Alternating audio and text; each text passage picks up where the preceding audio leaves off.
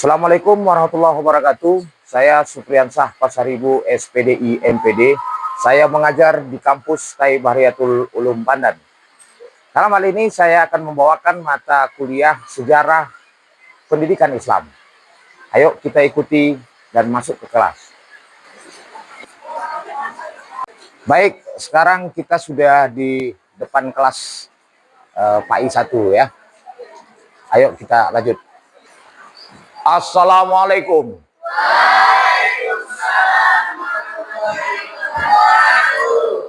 Baik, sebelum kita mulai perkuliahan, kita absen dulu. Yang sudah hadir ya, dan yang terlambat barangkali kita buat seperti biasalah kontrak perkuliahan. Kalau terlambat kita buat absen. Erika, Farida, Gita Sonia, Gina, Haikal, Lestari, Lisna, Vera Sartika Lubis, Suci, Rahma Putri, Ica. Baik, sebelum perkuliahan hari ini kita mulai, agar mendapat berkah dari Allah Subhanahu wa taala, kepada mahasiswa ini silahkan untuk memimpin doa. Doa dimulai.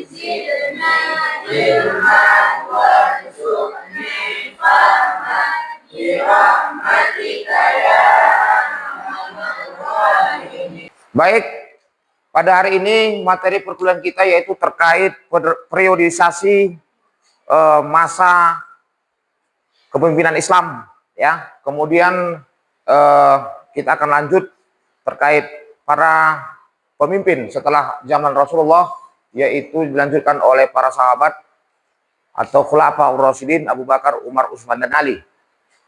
Next.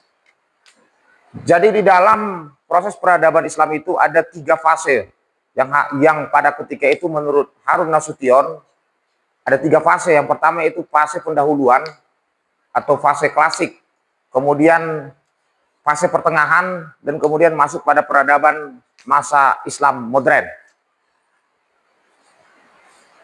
Kita akan membahas satu persatu, yaitu yang pertama dilanjut next dulu.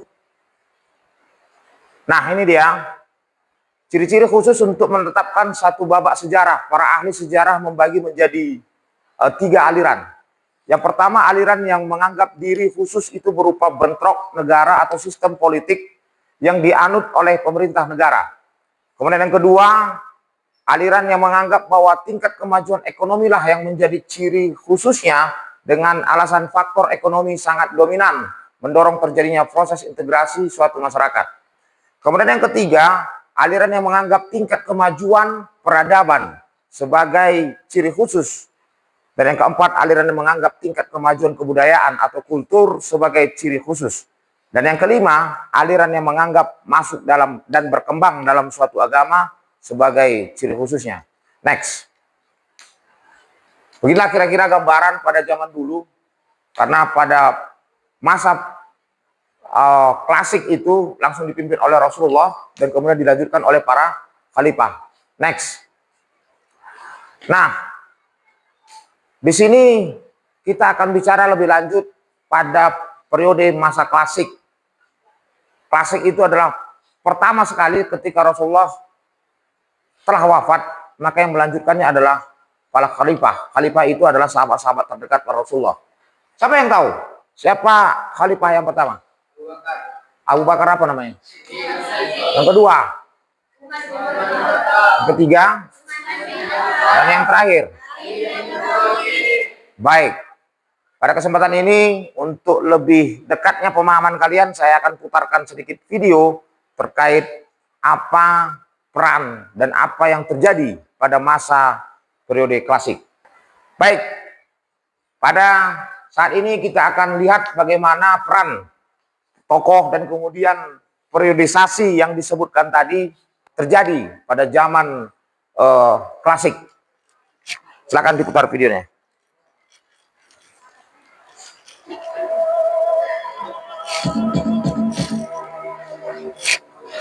Perkembangan Islam di masa modern dalam klasifikasi sejarah. Para ahli membagi periode sejarah Islam menjadi tiga, yaitu satu masa klasik atau masa Rasulullah hingga para sahabat, kedua masa pertengahan atau masa kejayaan Islam, masa ketika muncul kerajaan Islam dengan kegemilangan dan masa kekuasaannya, ketiga ilmu pengetahuan dan penelitian mencapai puncaknya.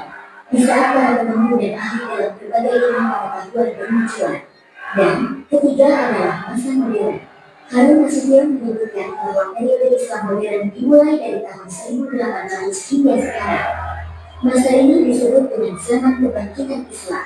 Ekspedisi Napoleon Bonaparte di Mesir yang berakhir tahun 1800. Tadi sudah didengarkan dan dilihat ya. Yang pertama tadi penjelasan terkait priorisasi itu ada tiga. Kemudian tadi kalian sudah melihat bagaimana tahapan priorisasi itu dan banyak pemikir-pemikir Islam di dunia pendidikan yang ternyata lahir dari dunia Islam. Penemu-penemu itu ternyata lahir dari kalangan umat Islam. Jadi kalau misalkan ada yang berpendapat bahwasanya kaum-kaum Eropa dulu penemu ini, penemu itu semua bisa dibantah. Karena apa? Ternyata pada priorisasi pertengahan umat Islam sudah mengalami kemajuan. Baik itu dari kebudayaan, sosial, politik, dan sebagainya. Dan kemudian kita masuk sekarang ini terkait tentang 4 orang pemimpin yang menggantikan posisi Rasulullah dalam tahap kepemimpinannya, yaitu Khulafaur Rasyidin. Yang pertama, yaitu Abu Bakar As-Siddiq. Yang kedua, Umar bin Khattab. Kemudian yang ketiga, Utsman bin Affan. Dan yang keempat, Ali bin Abi Thalib. Baik, kita akan kembali menyaksikan tayangan video bagaimana perjuangan mereka. Ini singkat, tepat, padat, supaya kalian bisa juga untuk meresapi bagaimana Islam itu berkembang tidak seperti membalik telapak tangan. Tetapi ini penuh dengan perjuangan, tetesan keringat, tetesan darah, dan kemudian juga perjuangan para ulama, serta orang-orang yang mengikut jejak Rasulullah pada ketika itu. Baik, kita saksikan video bagaimana perjuangan para sahabat. Silakan. Pada kesempatan kali ini kita akan membicarakan tentang Khulafaur Rasyidin sebagai pengganti Nabi Muhammad SAW. Setelah Nabi Muhammad wafat pada tahun 632 Masehi atau tahun 11 Hijriah, terdapat 4 sahabat Rasulullah SAW yang kemudian dikenal dengan sebutan Khulafaur Rasyidin. Siapa saja Khulafaur Rasyidin tersebut? Mari kita bahas bersama-sama.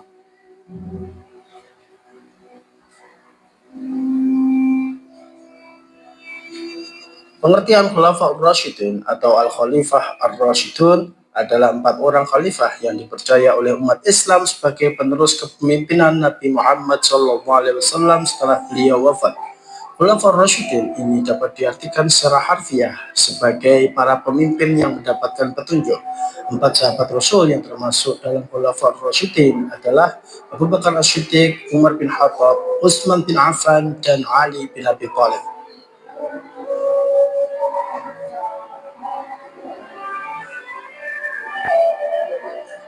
Pemerintahan Abu Bakar As-Siddiq. Ketika Nabi Muhammad SAW wafat, Nabi tidak meninggalkan wasiat tentang siapa yang akan menggantikan beliau sebagai pemimpin politik umat Islam setelah beliau wafat. Beliau tampaknya menyerahkan persoalan tersebut pada kaum muslimin sendiri untuk menentukannya. Karena itulah tidak lama setelah beliau wafat dan jenazahnya belum dimakamkan, sejumlah tokoh Muhajirin dan Ansor berkumpul di balai kota Bani Sa'idah. Mereka memusyawarahkan siapa yang akan dipilih menjadi pemimpin sahabat pasca Nabi Muhammad SAW wafat. Mereka merupakan pemimpin yang dipilih langsung oleh para sahabat melalui mekanisme yaitu demokratis. Musyawarah cukup alot karena masing-masing pihak, baik Muhajirin maupun Ansor, sama-sama merasa berhak akan menjadi pemimpin umat Islam. Namun dengan semangat ukhuwah Islamiyah yang tinggi, akhirnya Abu Bakar terpilih. Rupanya semangat keagamaan Abu Bakar yang tinggi mendapat penghargaan yang tinggi dari umat Islam, sehingga masing-masing pihak menerima dan membaiatnya.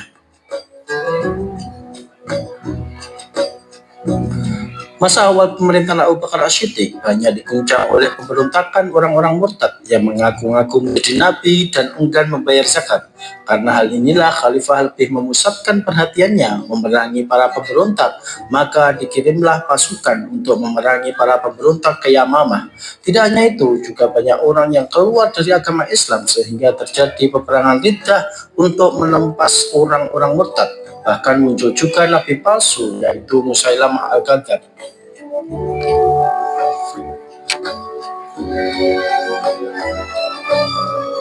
Dalam insiden itu, banyak para hufadzul Quran yang mati syahid. Kemudian karena khawatir hilangnya Al-Quran, Sayyidina Umar mengusulkan pada Khalifah untuk membukukan Al-Quran.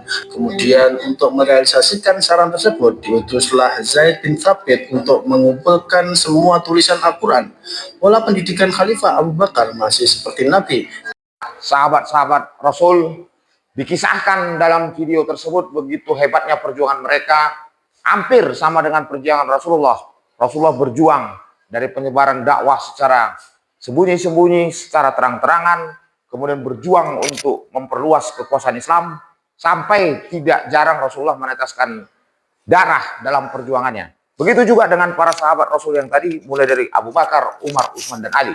Baik, kesempatan ini barangkali kamu sudah mendengar rangkumannya. Saya ingin bertanya kepada adik-adik mahasiswa, siapa kira-kira yang bisa menjelaskan hikmah dari kepemimpinan seorang Abu Bakar As-Siddiq? Silakan. Oke, silakan. Yang ini. Ya. Baik, saya akan menjelaskan tentang masa pemimpinan Abu Bakar As-Siddiq. Ya, Abu Bakar.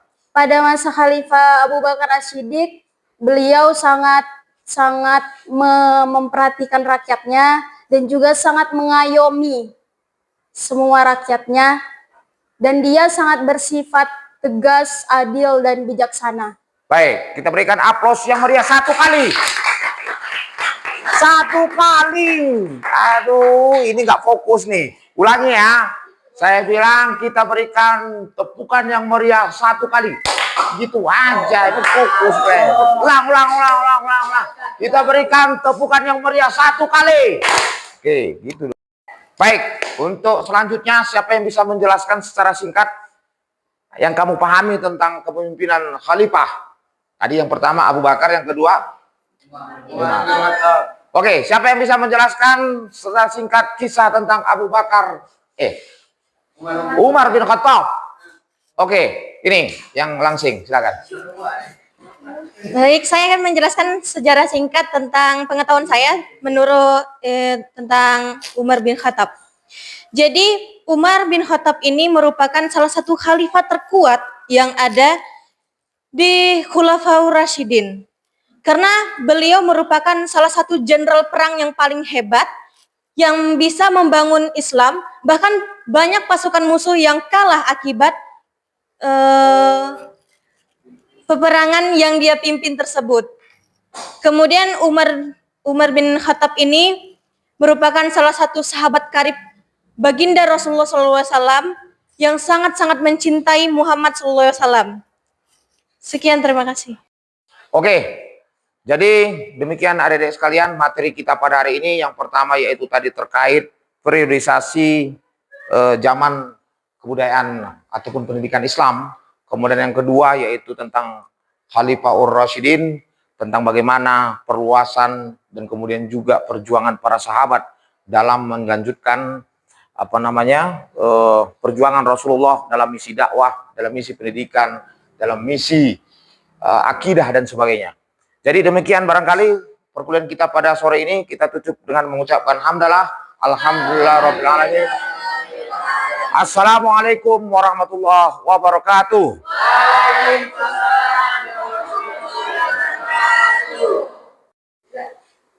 PKDP tahun 2024. Is the best.